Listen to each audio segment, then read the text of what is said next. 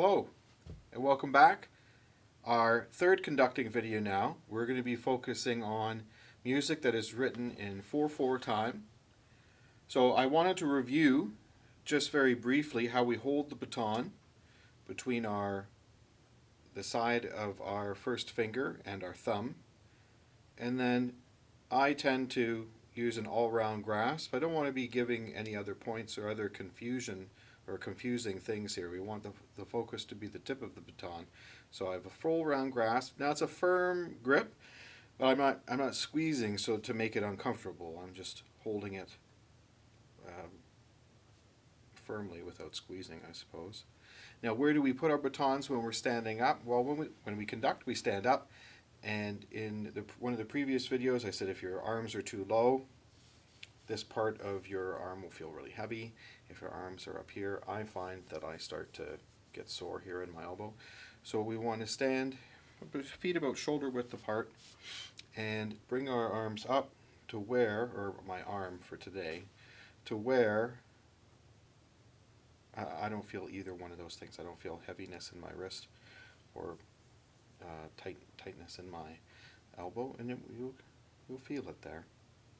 And that's where we're going to stay for today, in this position. Now, when we want to count out time, well, one of the most basic things that a conductor has to do is show the musicians that we are trying to lead the tempo. So here I am showing the tempo. Down, left, right, up, down, left, right, up. Now some people like to put their beats in a different spot. Watch. Down, left, my beat's over here. Right, up, down, left, right, up. I prefer to put my beat in the same spot. So the count is occurring at the same spot, which is right here. Down, left, right, up, down, left, right, up, down, left. 1, 2, 3, 4. 1, 2, 3, 4. Now before we carry on, you need to practice that quite a bit so that we can think about other things. So here I have my pattern happening. And you might have noticed that it's my elbow that is doing the movement. It's my elbow is the joint that is moving right now.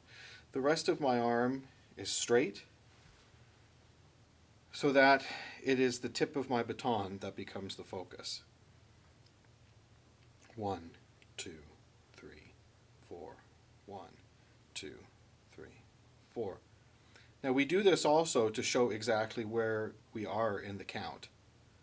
So a musician can look up and say, all right, well, I'm on beat 2, 3, 4, and that will help them follow along in the music. Now, depending on what kind of music I am trying to express, I'll use different kinds of gestures to communicate. So here I have a very strong gesture. 1, 2, 3, 4. It's more of an intense movement. But if I want to communicate something else, well, I can add another joint. I'm going to add my wrist here. And I'm starting to, or at least I'm trying to make a smoother example for the musicians to follow if we're playing something lyrical like Oh Danny Boy, which we've been taking a look at. Oh Danny Boy, the pipes are calling from glen to glen. I want to have a nice smooth movement, and my baton is almost trailing slightly. And that's how I'm trying to show that expressive gesture. What's another piece of music that we could apply this to? Well, White Winter Hymnal, you might know it through either Fleet Foxes or Pentatonix. We've sung it at a couple peace celebrations. Now, it's not as lyrical as that. Well, there are parts where it are, but at the beginning, I want to be beating time so that all the musicians are singing together or playing together. I was following the I was following the I was following the pack, all swallowed in their coats.